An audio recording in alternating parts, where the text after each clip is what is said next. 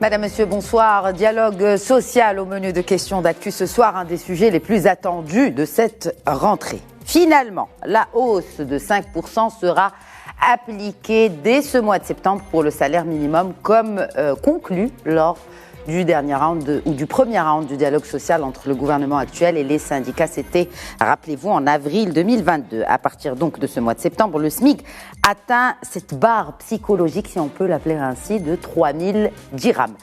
Le patronat aura cédé, mais pour quelle contrepartie? En tout cas, pour le patron des patrons, l'engagement d'une deuxième augmentation du SMIC est arrivé à échéance, tout comme celui de la promulgation de la loi sur la grève et la révision du Code du travail. Donc l'idée d'une contrepartie est dissimulée un peu dans le fait d'associer les trois échéances, SMIC, Code du travail, en tout cas la réforme du Code du travail et droit de grève. Réviser la loi 65-99 formant Code du travail est une décision courageuse et une décision surtout politique avant tout.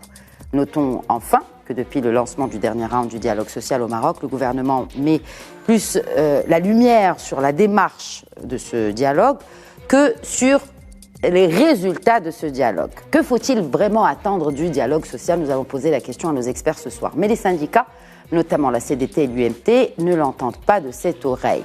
Ils veulent du concret, justement. Nous avons adressé une invitation à cette dernière pour être représentée sur le plateau. Je parle de l'UMT, mais ils n'ont pas donné suite à notre requête. Le patronat, en revanche, est présent en la personne du président de la commission sociale de la CGM. Bonsoir Hicham Zouanat. Bonsoir Khadija. Merci d'avoir accepté l'invitation et de répondre à nos questions. Merci à vous pour l'invitation. Nous avons avec nous deux académiciens et experts en droit et en droit du travail. Tout d'abord, un plaisir renouvelé d'accueillir professeur Mostafa Sahimi. On ne présente plus. Bonsoir professeur Sahimi. Bonsoir. Comment a été votre break? Laborieux. Je n'en doute pas. Et un plaisir aussi d'accueillir pour la première fois sur ce plateau de questions d'actu, professeur Moufdi Riani, professeur universitaire de droit du travail, l'Université Mohamed V de Rabat. Bonsoir professeur Riani. Bonsoir, bonsoir madame. Bienvenue à vous sur ce plateau. Très gentil à vous, merci beaucoup. Alors justement, je profite de la présence de deux académiciens pour poser le décor, planter le décor en pédagogie, comme j'aime bien le faire dans cette émission, parce qu'on parle de dialogue social. Professeur Sahimi, d'abord, c'est quoi le dialogue social? Quels sont les acquis ces 20 dernières années? On ne va pas donner un cours magistral, qu'est-ce que le dialogue social? Mais surtout, quelles sont les limites du dialogue social? Le dialogue social, c'est une culture. C'est une culture, donc, où les acteurs sociaux sont impliqués, en l'occurrence le patronat, les organisations syndicales, pour essayer d'arriver à une approche commune sur un certain nombre de problèmes touchant le monde économique, le secteur productif et les relations sociales. C'est important parce que c'est le passage d'un schéma de conflictualité et de grève, si je puis dire, ce qui était le cas auparavant, à une approche, donc on se retrouve sur la table pour débattre d'un certain nombre de choses et on essaie d'arriver à des solutions communes.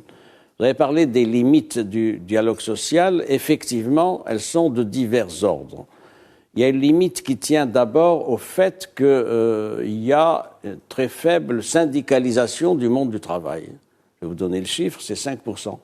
Une enquête du HCP qui a donné ces résultats-là, c'est 5%, 6% dans le secteur public, 4% dans le secteur privé, ça donne 5%. C'est pour dire quoi? Pour dire le très faible taux de syndicalisation. Ça veut dire que dans le monde du travail... C'est propre au Maroc, professeur Sahimi, cette tendance de faible participation ou de faible syndicalisation des employés? Un chiffre aussi comme bas... des fonctionnaires, d'ailleurs. Un chiffre aussi bas, oui, il est propre au Maroc. Je vais vous donner un exemple. En Tunisie, c'est 18%.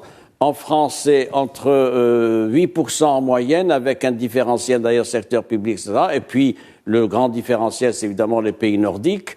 C'est entre 60 et 70% dans les pays nordiques, 80% en Allemagne, etc. Taux important aussi en Espagne. Donc il y a là un problème d'encadrement des travailleurs par les organisations syndicales. Première limite. Deuxième limite, me semble-t-il, pour ce qui est de ce dialogue social, il touche qui? Il touche des travailleurs encartés. Or, il y a des catégories sociales qui sont hors dialogue social. D'ailleurs, vous avez remarqué que les négociations dans le cadre du dialogue social ont lieu entre le chef du gouvernement, le la CGM est les organisations syndicales les plus représentatives. Il y en a 5. Savez-vous qu'on a un grand émiettement du monde syndical? Il y a une trentaine de syndicats répertoriés. Il y en a 23 qui se sont présentés aux élections professionnelles. C'est vous dire que, évidemment, cet émiettement ne favorise pas la mobilisation syndicale. Autre point aussi, il y a des catégories qui ne sont pas partie prenante dans le dialogue social. Je vais parler des PE et des TPME.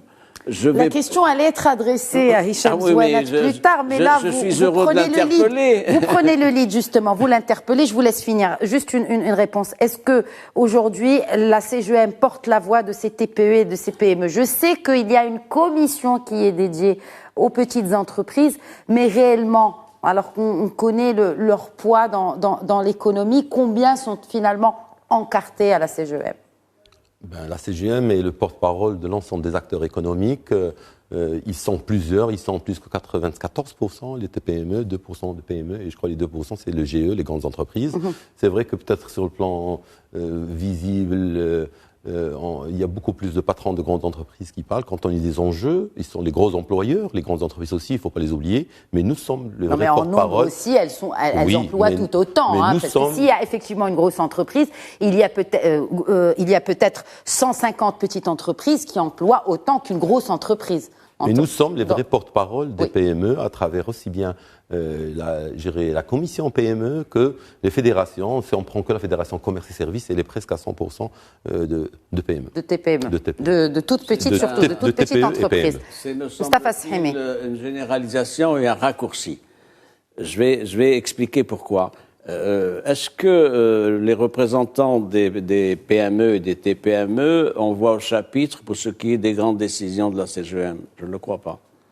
D'autre part, est-ce que ces mêmes PME et TPME ont des réseaux auprès des centres de décision? Notamment au Parlement, ce n'est pas le cas. Il se trouve que le schéma qui prévaut, c'est un schéma entre le gouvernement et la CGM, notamment les grandes entreprises. Et il y a là, me semble-t-il, un problème de représentativité des attentes et des besoins des TPME. Pourquoi? Parce qu'il n'y a pas de lobby. Me semble-t-il, le lobby PME et TPME n'arrive pas à se faire entendre et ça donne des difficultés. En parlant de cela. Sur le plan facial peut-être, mais je vais vous dire que ceux qui en profitent le plus, c'est les TPME. Pourquoi? Ah bon?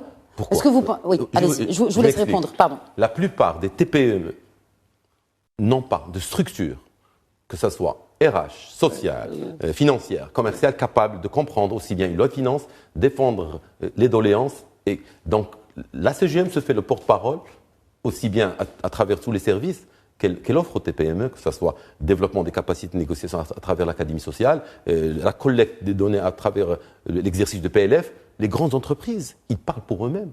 La plupart des grandes fédérations, ils ont leurs patrons, les DRH, les directeurs financiers, ont déjà des lobbies. Ils vont parfois voir des membres du gouvernement tout seuls. La CGM se veut le porte-parole de tous, mais peut-être sur le plan facial, parfois, la grande entreprise est plus visible que la TPME. Mais est-ce que la petite entreprise a été visible quand on a accepté l'augmentation des salaires de 10%, du SMIC, de 10%? Parce que finalement, c'est un point positif pour le travailleur. Mais là, je ne me porte pas en porte-voix de la TPE, mais ça impacte la trésorerie de la toute petite entreprise. Est-ce que cela a été pris en considération quand vous avez accepté, vous, en tant que CGEM, ce deal pour les augmentations de salaire? Lorsqu'on donne mandat électif à un président de la CGEM, il ne revient pas chaque fois pour interpeller chaque catégorie de TPE ou bien PME ou grande entreprise. Mais c'est les majoritaires. Mais croyez-moi, encore une fois, pour ce dernier conseil d'administration qui est le premier du deuxième mandat du président, il a demandé encore un mandat pour traiter ce sujet-là et la Fédération Commerce et Services a été représentée, qui est principalement le porte-parole de la PME et également dans la partie, la commission PME à travers toutes les autres composantes. Ils étaient là au même titre que les autres commissions et la grande entreprise. Vous me permettez d'ajouter une dernière limite, c'est le monde informel n'est pas représenté. Ouais. Et il nous fait mal. Eh oui, nous avons donc un secteur informel qui fait 30, 40, 50% suivant les. Est-ce que c'est réaliste ce que vous dites là, Moustapha Sahimi n'est pas représenté dans le dialogue social alors qu'il est informel? Oui. Comment? Mais ce sont des travailleurs. Ce sont des travailleurs qui sont dans le circuit productif. personne ne prend en compte leurs attentes ni leurs besoins. Pourquoi? Parce que comme c'est un monde inorganique et informel, il est difficile d'agréger des revendications, de les présenter au pouvoir public et même à la CGM. Et le dumping social utilisé, pratiqué dans ce secteur informel, c'est là où on a besoin de plus de représentativité. Il fait mal aussi bien à ses salariés qu'au secteur formel à travers... Sachant qu'il emploie 77% selon la Banque mondiale. C'est 3 millions de salariés. Oui. Alors, peut-être quelque chose à ajouter, professeur Riani, quand on parle du... Alors, peut-être, on rentre vraiment dans le vif du sujet, on parle de dialogue social, on ne peut pas parler de dialogue social. Peut-être quelque chose à ajouter, une information complémentaire par rapport à la définition et aux limites évoquées par professeur Srimi, et aussi peut-être les limites du Code du travail. On va rappeler qu'il a été élaboré, il est sorti en tout cas, publié au bulletin officiel au temps du gouvernement de Sejto, c'était en septembre 2003. 2003, tout à fait. Quelles sont les limites de ce Code du travail? Donc, écoutez, quand on parle de Code du travail, il est considéré comme étant l'ensemble, ou bien un arsenal juridique qui prétend dans un premier temps à défendre et aussi à protéger les intérêts du maillon, si vous voulez dire, le plus faible de la chaîne de la production. Vous voyez, c'est le salarié, bien sûr. Donc, M. Srimi, il a parlé amplement, si vous voulez dire, de ce dialogue social. Et bien sûr, quand on parle de dialogue social, on parle de cette grande partie du droit de travail qui est considérée comme étant un droit négocié. Dans une large mesure, le droit de travail, il est considéré comme étant un droit négocié dans la mesure où c'est-à-dire les partenaires sociaux, quand ils se mettent à table et quand leurs négociations aboutissent, c'est des conventions. Donc là, le dialogue social, il est considéré comme étant une autre source de la règle juridique en la matière de droit de travail. Donc, concernant les limites, si vous voulez dire, le salarié, certes, on parle de cette relation collective. Il y a la relation individuelle, certainement la relation entre le salarié et son employeur, mais aussi il y a cette relation collective, à savoir la représentation syndicale vis-à-vis de patronat ou bien du patron. Alors là, on a parlé tout d'abord, ou bien tantôt, vous avez parlé de cette action, si vous voulez dire, syndicale qui n'arrive pas à répondre aux aspirations des salariés. Mais on rentre pas dans le Code du travail. Le Code du travail concerne tout le monde. C'est-à-dire qu'on soit qu'on fasse partie d'un syndicat ou pas. Le Code du travail s'applique à tout le monde. S'applique à tout le monde, certainement. Mais quand je dis que le Code du travail, dans une large mesure, ce sont des sources négociées. Vous voyez, il y a le Code du travail, bien sûr, qui recueille toute la matière juridique en la matière, bien sûr. Mais il y a une large partie qui est considérée comme étant des sources négociées. Vous voyez, quand on parle des conventions collectives, les aboutis de ces conventions collectives, ils deviennent contraignantes et ils obligent les deux parties. C'est pas seulement l'employeur, c'est l'employé et l'employeur en la matière. Si vous le permettez, en complément de ce qu'a dit mon collègue, l'un des points de renforcement du dialogue social, c'est le maillage. Comment? C'est le nombre de conventions collectives. Il y en a 90 à ce jour, depuis 2003, depuis 2004. En 20 ans, 90. C'est extrêmement insuffisant. Pourquoi? Parce que c'est le tissu des conventions collectives qui permet de donner un matelas et des amortisseurs au dialogue social. J'ajoute autre chose. Je regrette qu'il y ait un dialogue social qui soit centralisé. Je suis enclin à soutenir un dialogue social régional et territorial. Pourquoi il n'y a pas de dialogue social régional? C'est notre paire de manches. Voilà, et sectoriel aussi. Et sectoriel. Professeur Liani? Oui, malheureusement, ça existe au niveau des textes. Vous voyez, oui, mais ce n'est pas appliqué. Mais ce n'est pas appliqué. Pourquoi? Parce qu'il y a un différentiel. Donc la limite du Code du travail, c'est l'application de ces textes. Oui, tout à fait. Hicham Zouanet. Deux mots pour faire la transversale sur le bilan du dialogue social. Le dialogue social était institutionnalisé en août 1996 sous sa forme de tripartisme qui est conforme au tripartisme de l'OIT. Depuis 1993 à maintenant, 3 accords qui ont vraiment été signés, qui ont la valeur d'un accord social avec des bilans très très maigres. Le pire de tout ça, moi ce que j'ai vu et ce que j'ai vécu en 2020, c'est que lorsqu'on a une grande pandémie comme ce qu'on a vécu en 2020, l'essentiel des résolutions. 85% des résolutions ont été d'ordre social et 15% d'ordre économique. Vous vous rappelez, l'indemnité Covid, CNSS, maintien des contrats, etc. Tout ça, c'était la production de qui? Du comité de veille économique. Heureusement qu'il était là, et on remercie le gouvernement pour cette anticipation. On n'a pas tenu, bien voulu ou bien daigné créer un comité de veille sociale, malgré la persistance des partenaires sociaux. Pour moi, ça montre combien on a confiance dans un comité de veille sociale, combien le dialogue social, dans son niveau national, n'a pas très bien marché. Pour revenir à sa structuration, le dialogue social est 4 niveaux. Il y a un dialogue national qui est schématisé lors de ces rounds sociales avec ses accords sociaux. C'est ce qu'on voit en tout cas. C'est ce qui est médiatisé aussi. Un dialogue régional qui se limite au règlement des conflits collectifs et à quelques sujets de santé et sécurité. Il y a un dialogue sectoriel qui se résume aux conventions collectives, et on en a, comme a dit Sahimi, 90. Hier, on avait 89. Aujourd'hui, on a rajouté une. Et c'est dérisoire par rapport au nombre de conventions collectives signées dans l'Occident, si je prends, que ce soit les pays scandinaves ou autres. Nous avons un nombre ridicule du droit conventionnel qui doit logiquement anticiper, nous faire beaucoup plus, avancer, au détriment du Code du travail. On ne peut pas avoir une pléthore de conventions collectives et un Code du travail avec 586 articles. Au Danemark, qui ont pratiquement 80% des conventions collectives, ils ont une double feuille, 4 pages de dialogue social. Nous, on veut un Code du travail gros comme ça, avec plus de 500 articles, qui se veut omniprésent, omnipotent, valable dans toutes les localités et tous les temps. Et en même temps, on veut développer des conventions. Avant d'aller vraiment dans le détail du Code du travail. Et heureusement, dernier niveau qui marche très bien, Chazouanet. juste pour compléter et répondre à Sissaimi qui a dit dommage qu'il n'y a pas d'autre. Le dialogue social local. Heureusement qu'il y a des délégués de personnes qui sont élus et qui plus ou moins font le job, qu'ils soient syndiqués ou pas. Alors, sans beaucoup de protection ni de garantie. Un nouveau round prévu en septembre. Il en est quoi, Hicham Zouanet? Alors, nouveau round de prévu. Nous sommes le 8 septembre. Le nouveau round prévu en septembre, il doit traiter 2 choses. Et c'est pour quand déjà?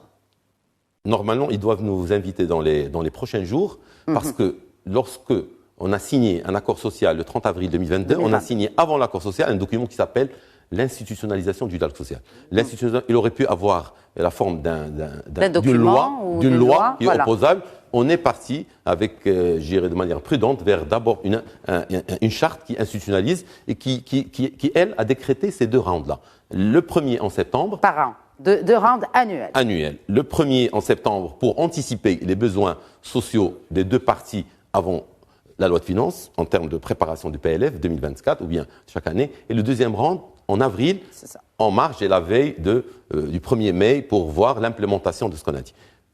Ce round de septembre, il doit traiter 2 choses. Le premier, répondre à cette charte d'institutionnalisation. Normalement, ils doivent entendre les doléances des partenaires économiques et sociaux sur le plan social pour le PLF. Mais surtout, ils doivent faire le bilan de l'accord social signé en 30 avril 2022 et sur lequel nous attendons un peu plus d'explications. Il y a des menaces, peut-être pas de boycott, mais en tout cas, est-ce que les syndicats, ça vous fait sourire, Hicham Zouanet, est-ce que les syndicats vont faire partie et en tout cas expriment leur volonté de participer à ce prochain round? Et surtout, s'il y a des points de divergence entre les partenaires, quels sont-ils? Entre gouvernement et patronat, peut-être pas. Entre patronat et syndicats, ce qui est un peu logique. Quels sont ces points de divergence?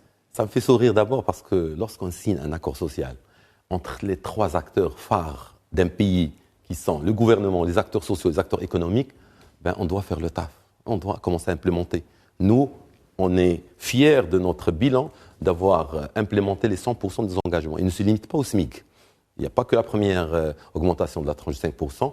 Il n'y a pas que les 15% prévus pour le SMAG, 10% en 22 et 5% en 23. Et la même chose, SMIC, 5% en 22 et 5% en 23. Il y a également tout ce qu'on a fait sur la partie pension, revalorisation des pensions, également la partie diminution de l'accès à la pension de retraite au niveau de la CNSS, au lieu de 3240 jours à 1320 jours. Et enfin, revalorisation de la base de calcul pour ne pas pénaliser les gens sur les 2 ans de Covid. Et enfin, il y avait les augmentations des allocations familiales pour le 4e, 5e, 6e.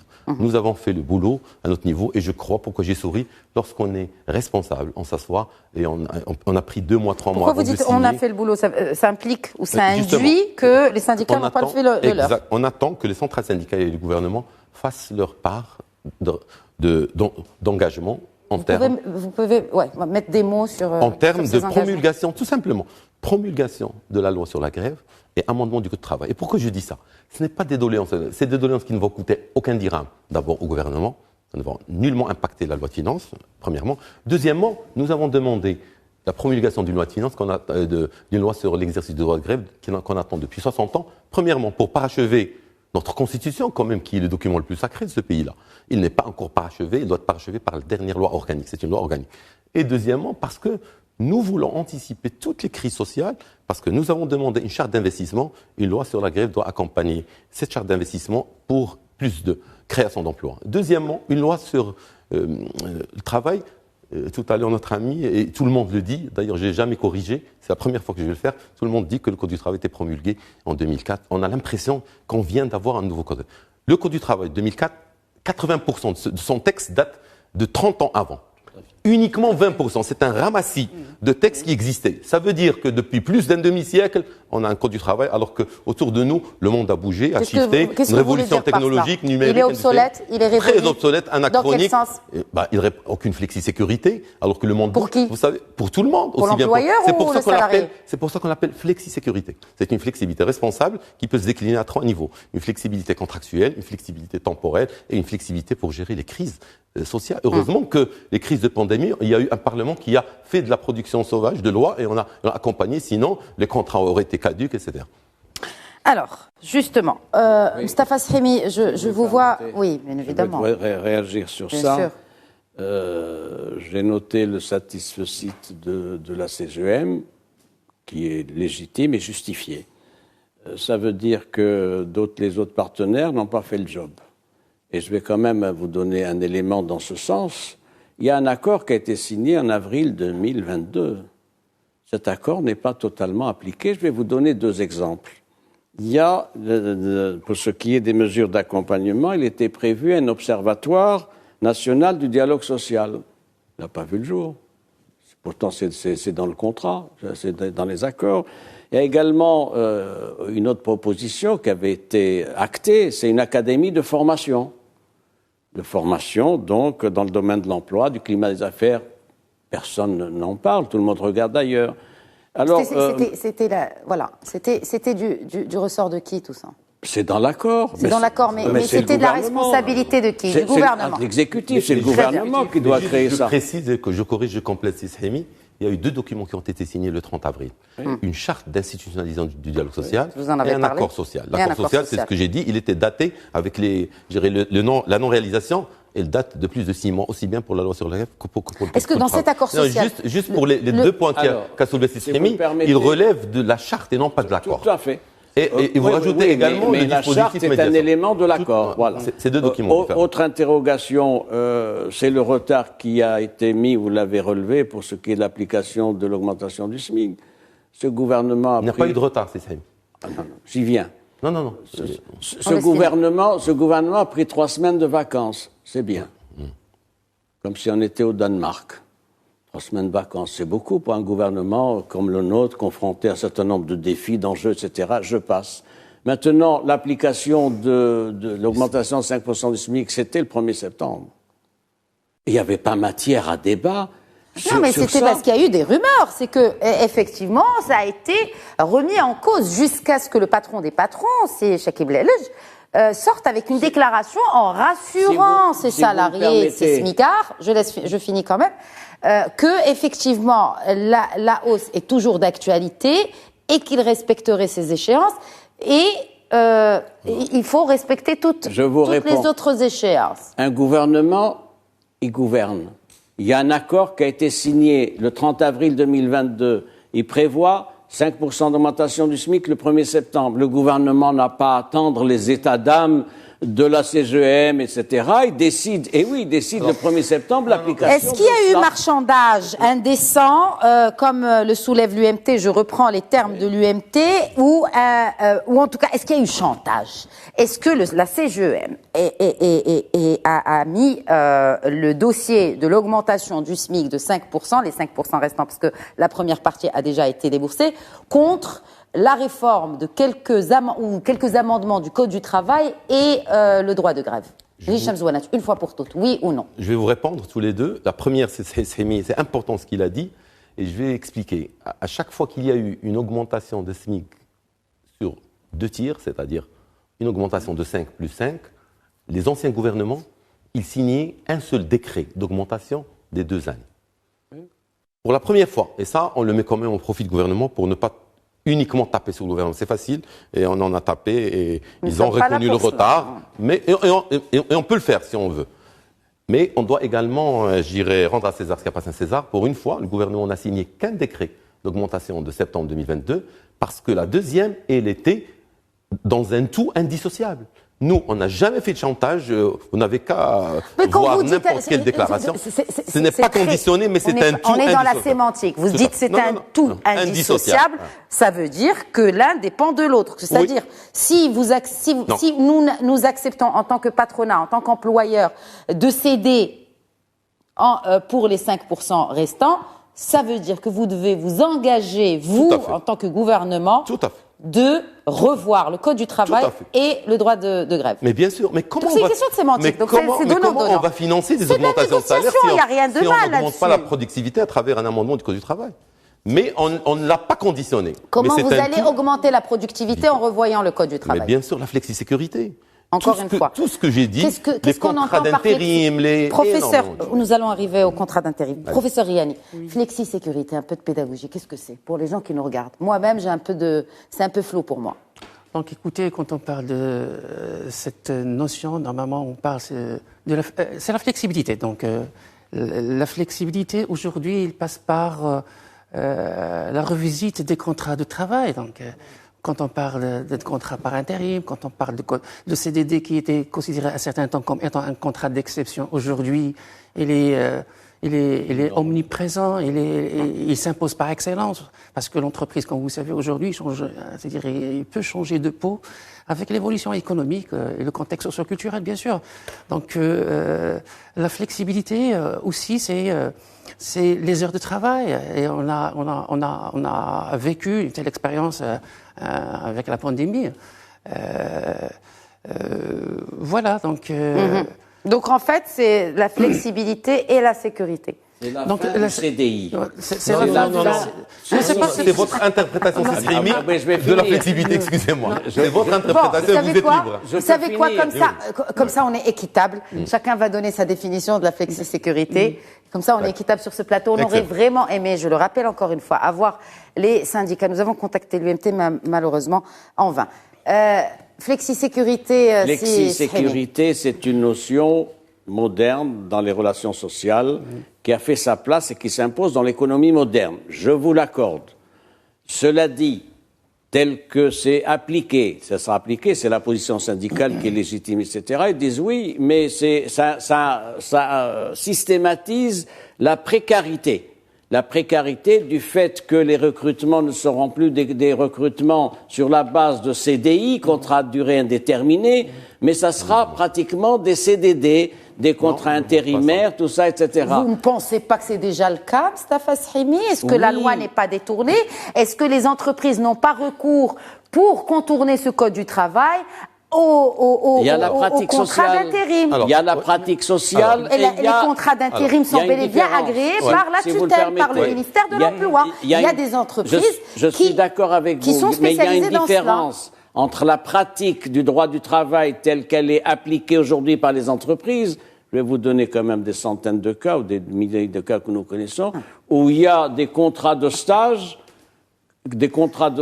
qui pour 6 mois, et il y a un deuxième contrat de stage pour éviter une situation pérenne.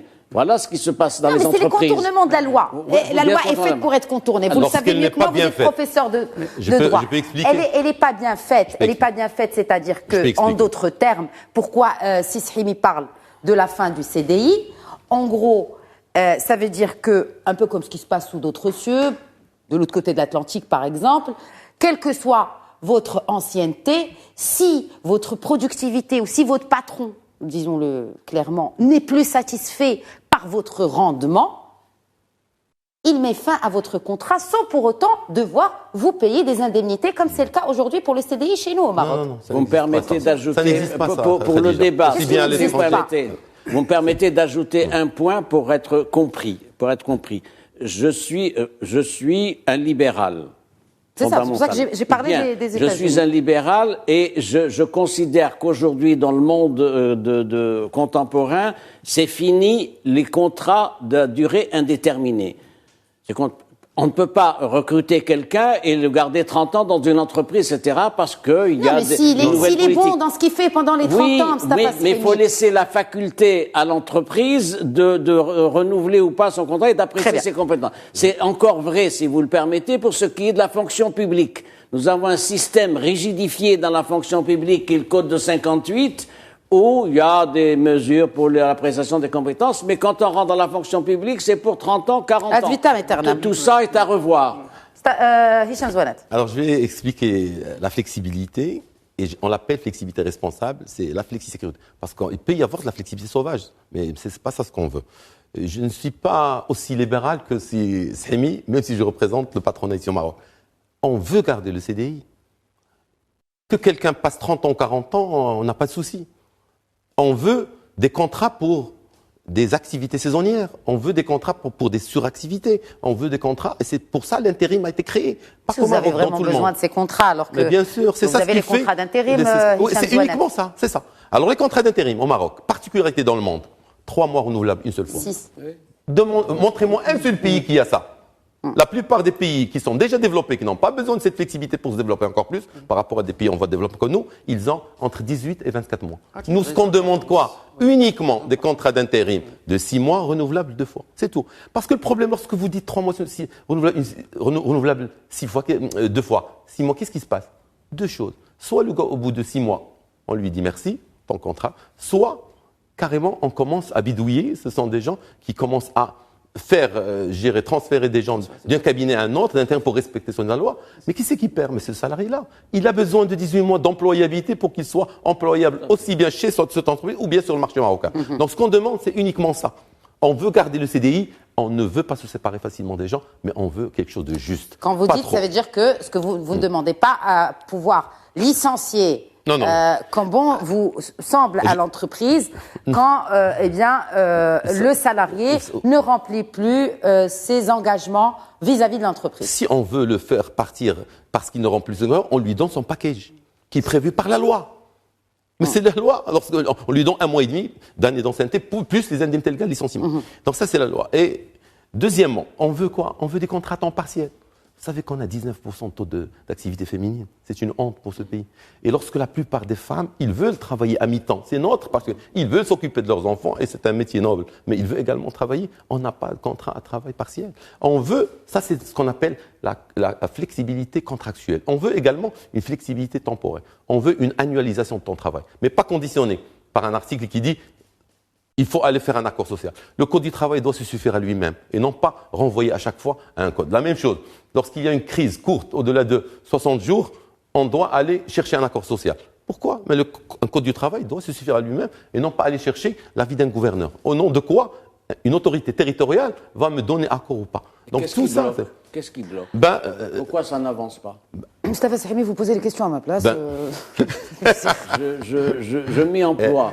C'est le deuxième accord. Les syndicats, ils sont dans leur confort dans cet accord-là. Il est très préjudiciable au Maroc, qui a connu des révolutions au même titre que les autres pays au monde, industrielles, numériques, technologiques, et qu'on a maintenant des économies de plateforme qui sont en train de révolutionner. Pour protéger l'entreprise dans laquelle il y a le patron et le salarié, on doit aller amender. Je crois que pour la première fois, on est ouvert à s'asseoir Bien sûr, ils ont pas mal de conditions. Ils ont également leurs doléances, leurs amendements. Le gouvernement a aussi. Et le ministre de l'Emploi, lors du premier conseil d'administration du second mandat, nous a promis qu'il va lancer les négociations telles que prévues par l'accord social. Mais cette fois-ci, un peu en décalage du timing, dans 2 mois maximum. Dans 2 mois. Pour finir au bout de 6 mois, et on verra est-ce que... Ces amendements que vous avez demandés. Ouais. Pas que nous, les syndicats également, ils ont leurs amendements, et le gouvernement, il a des amendements. Notre approche, nous, ce n'est pas de révolutionner le code, où il y a 786 articles, on veut aller par étapes, on prend au maximum pour nous une 12aine d'articles, et on voit la même chose des autres parties, on essaie de négocier, et faire comme la France. Quelles sont les priorités? La France qui est un État non gouvernant sur le plan social, ils sont à leur 3e réforme. La France n'est pas un exemple à prendre. Hein, oui, justement, c'est ce que je vous dis. La France, qui est le pays le plus non gouvernable sur le plan social, il est à sa 3e réforme. Il y a la loi El Khomri, il y a les ordonnances Valls, il y a les ordonnances Macron. Et nous, on reste encore figés à un code du travail qui était juste un ramassis en 2004, alors qu'il date de plus de 60 ans. Alors, est-ce que la révision du code du travail est une décision purement politique? Je vais vous répondre, si vous le permettez. Je vais poser la question et je vous l'adresserai aussi au professeur Liani. Mon collègue le dira mieux que moi peut-être, mais je vais vous donner un élément d'information. La loi organique sur le droit de grève, c'était l'article 14 de la Constitution de 1962. 61 ans. On n'est pas arrivé pendant 6 décennies à régler cette histoire de loi organique sur le droit de grève, et on a trouvé des artifices avec des textes secondaires, etc.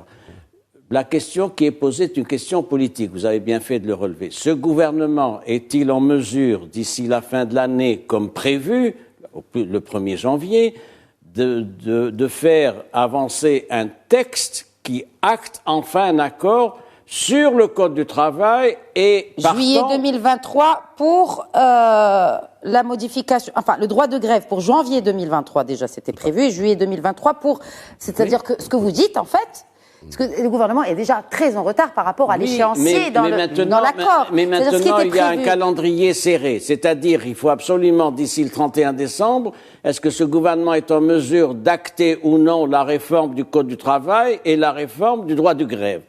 Mon hypothèse, si vous me le demandez, c'est qu'il n'y arrivera pas. Laquelle? Il n'y arrivera pas. Pourquoi vous dites cela? Parce que c'est un gouvernement qui n'a pas une capacité d'arbitrage, fondamentalement. Et donc les dossiers sont là. Je vais vous donner d'autres exemples sur la réforme judiciaire, sur la réforme fiscale. Il y a un discours sur la réforme fiscale, judiciaire, etc. Il n'y a pas de texte pour l'instant. Voilà. Il faut des résultats, et c'est ce que reproche justement, parce que ce n'est pas que vous qui pointez du doigt l'action gouvernementale, il y a les syndicats qui pointent aussi du doigt le trop de communication, même s'ils ne communiquent pas assez, on est bien placé pour le dire, et le peu de résultats. Une réaction peut-être, professeur Liani, sur cet aspect, vraiment... Cette réforme du Code du travail est-elle purement politique? Est-ce qu'elle revêt vraiment cet aspect purement politique et pas du tout économique, ou en tout cas pour attirer plus d'investissements, et j'en passe? Donc, écoutez, quand on parle de la réforme, on doit dans un premier temps présumer de la bonne foi. Donc vous voyez, la question dépasse, je dirais, dépasse la décision politique, dans la mesure où le contexte socioculturel il change. Et il y a une pression de la société aussi. Le salarié n'est considéré que l'extension d'un citoyen avec ses propres besoins, et lui aussi, il aspire à rejoindre les 2 bouts de moi aisément. Donc il a son propre mot à dire aussi, ou bien à le prendre en considération. Donc, mais aussi, quand on parle de cette décision politique ou bien de cette volonté politique, bien sûr, il y a l'exécutif qui doit s'en charger, ou bien de prendre en considération, encore une fois, les aspirations des partis. Mais on parle des aspirations, mais en fait, c'est un contrat. C'est-à-dire qu'il y a des aspirations, il y a aussi des indices de performance qui font que il y a un certain équilibre. C'est ce que j'ai essayé tantôt Voilà. de l'expliquer ou bien de le mettre en exergue comme étant les changements socioculturels, dans un contexte socioculturel, vous voyez. Donc, il y a, vous ne pouvez pas séparer ce qui est décision ou bien volonté politique de ce qui se passe dans la société. Donc, dans ce cas-là, il y a une relation de cause à effet entre ce qui est décision politique qui est peut-être poussée ou bien menée à prendre les choses au sérieux pour pouvoir répondre aux aspirations de la société. Donc, décision politique, ok, mais il y a aussi qui la pousse à se mettre en place. Donc, voilà. Alors, c'est intéressant parce que dans la préface de la publication du bulletin officiel en 2003 de cette loi, le Code du travail 65-99, je cite la préface, conformément au discours de Sa Majesté le roi Mohammed VI, que Dieu le glorifie, au terme desquels nous incitons le gouvernement et le Parlement à accélérer le processus d'adoption d'un code de travail moderne favorisant l'investissement et l'emploi. Nous appelons également tous les partenaires sociaux à instaurer une paix sociale qui constitue l'un des facteurs de confiance et d'incitation à l'investissement. Fin de citation. J'ai l'impression que ce texte date de septembre 2023. Ça fait 20 ans. Oui. Qu'on gère un discours sur la réforme sans que les différents cabinets s'attellent à traduire ça en termes opératoires. Voilà le problème de la gouvernance. Moi, je voudrais être un peu plus optimiste par rapport à la... Est-ce qu'il entrave vraiment l'investissement, ce Code du travail? Mais bien sûr. Dans quel terme? On galvaude ceci très souvent. D'ailleurs, ça a été dit sur ce même plateau. Mais Anna, je veux du concret. Moi, je suis un investisseur. Je viens investir au Maroc, Hicham Zouanet. Qu'est-ce que, bien sûr, naturellement, je vais, ou en tout cas mes équipes vont bien étudier et analyser le Code du travail. Qu'est-ce qui pourrait me freiner pour amener des capitaux et les investir au Maroc? Premièrement, premier investissement maintenant, c'est la geek économie qui fait du double digit growth en termes de croissance. Et c'est l'essentiel des investissements sont sur les plateformes économiques. Si on est sur un investissement sur les plateformes, dites-moi, est-ce qu'un livreur ou bien un Uber ou bien n'importe quel salarié ou bien acteur plutôt de cette économie de plateforme, est-ce qu'il est propriétaire, est-ce qu'il est auto-entrepreneur, est-ce qu'il est salarié? On ne sait pas. Parce qu'il n'y a pas un code du travail qui a été amendé. Deuxièmement, est-ce qu'on doit travailler à distance, pas à distance? Quelles sont les règles, etc. On ne sait pas. Est-ce qu'en cas d'accroissement de mon activité, je dois recruter des CDI ou des CDD ou bien des intérimaires au bout de uniquement 6 mois et je dois en chercher d'autres? Tout ça font peur. Et après, procédure de licenciement, est-ce qu'elle est facile? Est-ce que c'est le parcours de combattant, etc. Qu'est-ce que vous voulez changer dans la procédure de licenciement? C'est pas moi d'abord, c'est le ministère de l'Emploi qui a voulu changer. Il a mis une circulaire parce qu'on a un article 62 qui est pas du tout facile à implémenter. Si un salarié ne veut pas signer le PV d'audition, tout le processus est en panne. L'inspecteur de travail ne peut pas le faire et on a voulu l'amender par une circulaire où la circulaire n'est pas plus que la loi et on est bloqué. On doit juste amender des petites choses. Arrêtons de diaboliser ce que veut le patronat. Il ne veut rien. Le patronat au Maroc, c'est une singularité dans le monde, le pays d'abord. Tous les pays de la région, 9 salariés sur 10 et 9 emplois sur 10 est l'émanation du privé. Quand on est en Égypte, c'est uniquement 4. Quand on est en Tunisie, c'est 6. Je ne veux même pas parler d'autres voisins. 9 emplois sur 10, c'est-à-dire 92% de l'emploi est l'émanation du privé. Il n'y a que 800 000 fonctionnaires. Et sur les 5 millions, sur les 11 millions, si on rajoute également c'est du privé. Arrêtons de diaboliser ce que veut faire le patronat.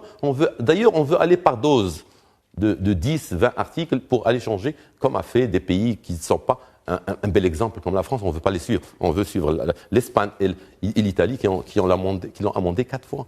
Et on a vu les résultats en faisant le benchmark que vous avez dit. Est-ce qu'on a vu des résultats après l'amendement du Code du travail sur le nombre d'investissements que ces pays ont attirés? Et avant ça, je veux être un peu plus optimiste. Pardon? On a vu les résultats en changeant le Code du travail. Est-ce que ces pays ont attiré plus d'investissements? Je vais vous dire, ne serait-ce que... Qu'est-ce qui vous fait dire ça? Sur le plan, ne serait-ce qu'un seul sujet, par exemple, qui est l'alternance ou bien l'apprentissage, qui est une loi, qui a accès aussi bien au social qu'à la formation. Juste pour les gens qui nous regardent, l'alternance, c'est-à-dire que quand l'étudiant est en fin de parcours... C'est la formation duale. Exact. Il y a deux types, 50-50%, 50% chez l'employeur, 50% chez l'Institut, ou bien 20-80 lorsqu'il y a un apprentissage assez important. Poussé, oui. Et en Allemagne, qui était le pionnier de ça, 3 millions de créations d'emplois.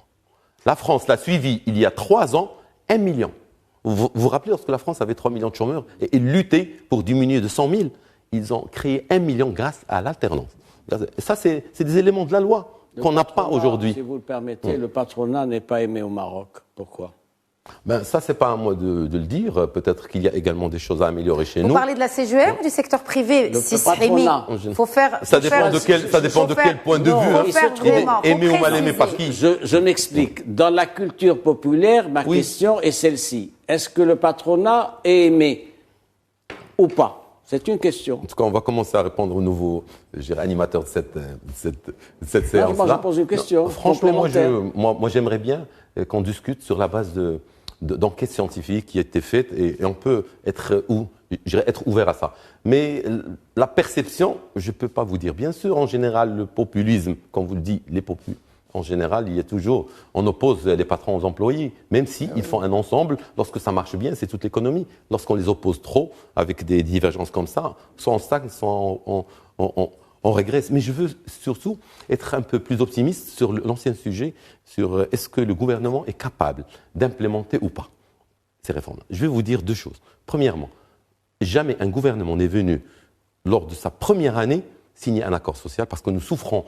Moi, j'ai été pendant 2-3 mandats, j'ai vu 2-3 accords et ils viennent le signer à mi-mandat lorsqu'il ne reste plus rien parce qu'après, c'est une année après l'année électorale ou bien ils viennent le signer en fin de mandat pour se préparer d'ailleurs c'est pour ça qu'on a bloqué un accord.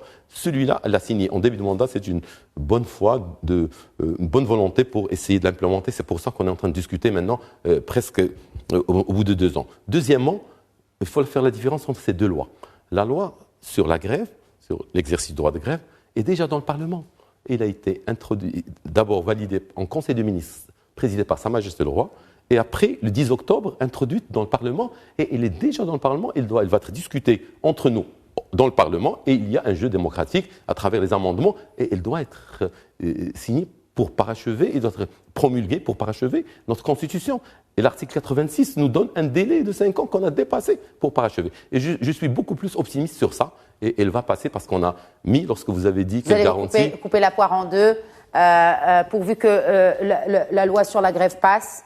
Tout à fait. Sur le droit de grève, pardon. Tout à fait. Est-ce que l'employeur craint encore la grève, Hicham Zouenet, en connaissant la réalité du terrain, à savoir faisant appel à des intérims et que... faites votre grève, de toute façon, la production, elle continue, je ne peux pas. Moi, en tant qu'investisseur... Je suis président d'une commission sociale qui reçoit chaque semaine 2 à 3 demandes de médiation pour régler des conflits sociaux. Oui. Le nombre de grèves au Maroc, c'est entre 200 et 400. Il a été en nette amélioration parce qu'on a voulu tous se serrer après le Covid. Mais croyez-moi, il y a des gens qui souffrent. Le problème, c'est qu'en absence d'une loi sur la grève, 2-3 personnes peuvent vous bloquer une usine. On a un taux de syndicalisation, très faible, dérisoire, et quand même, on n'a pas les mécanismes, les services vitaux, les secteurs qu'on doit protéger, le transport, l'énergie, l'aérien. Vous savez que parfois on est otage de quelques crises. Comment voulez-vous vendre le tourisme? Comment voulez-vous vendre l'investissement? Le Maroc ne fait pas exception. On ne veut pas une loi sur la grève qui va mettre en danger ce droit. Mais on veut... Imaginez, il y a un droit qui n'est pas réglementé. Donc il est total, il est absolu. Est-ce qu'on est pour l'absolutisme dans ce pays-là? On veut uniquement le garantir et mettre un peu plus d'équilibre. Le problème, c'est quoi? Quelqu'un peut venir la veille ou le jour même et décréter une grève. Ça s'appelle une grève sauvage. Lorsqu'il n'y a pas de délai de préavis, lorsqu'il n'y a pas... Qu'est-ce qu'on appelle une grève légale, pas légale? C'est ce que vous appelez de réglementer ce droit de grève. Sans pour autant... le bannir ou bien le réduire. Vous êtes plus optimiste sur cela que sur les amendements du Code du travail? Il y a une bonne volonté qui a montré le ministre pour la loi sur l'amendement du Code du travail. Très optimiste, on salue l'emploi, si vous avez rencontré avec tout à fait. Et s'il a dit 6 mois, et si on tarde de quelques mois après, il n'y a pas de mal, on attend depuis 20 ans. L'essentiel, c'est qu'il y ait cette bonne volonté et surtout, comme a dit Sissimi, qu'il y ait cette possibilité d'arbitrage parfois qui manque. Dernier mot sur les retraites, mais vraiment en 1 minute. Un sujet très critique, très sensible. On a démarré les réunions avec la ministre de l'économie, Nadia Ftah, et des finances depuis, on a eu trois réunions. On est dans une phase de diagnostic on n'a pas la même lecture des données sur la situation actuelle. Et il y a eu une étude, en plus du diagnostic qui nous a montré, il y a une étude projective qui nous a montré quelques scénarios. Et on attend, à l'heure d'aujourd'hui, une prochaine réunion dans laquelle nous attendons l'avis du gouvernement sur quel est le scénario le plus viable pour la réforme de nos retraites. Nous sommes pour un équilibre en termes de coûts. On sait qu'on devra aller mettre la main à la poche, mais on devra le répartir entre durée, entre prestations et entre cotisations. Et non pas mettre tout le poids sur le dos. Qui est en instance depuis le cabinet Jeto. Merci, Moustapha Srihmi, d'avoir rappelé cela. En tout cas, c'est un peu au même moment que ce code du travail qui a été promulgué là pendant aussi des arbitrages. le mandat de Sidri Jeton. Merci, Moustapha Srihmi. Merci à vous.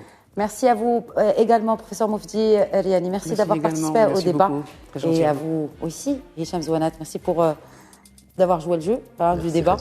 Et j'aimerais bien vous recevoir justement sur ce dossier aussi des retraites après cette réunion avec Madame la ministre de l'économie et des finances. Ça sera avec plaisir. Inch'Allah, en souhaitant que le round du dialogue se tienne encore en septembre. Je l'espère bien. Beaucoup de questions là-dessus.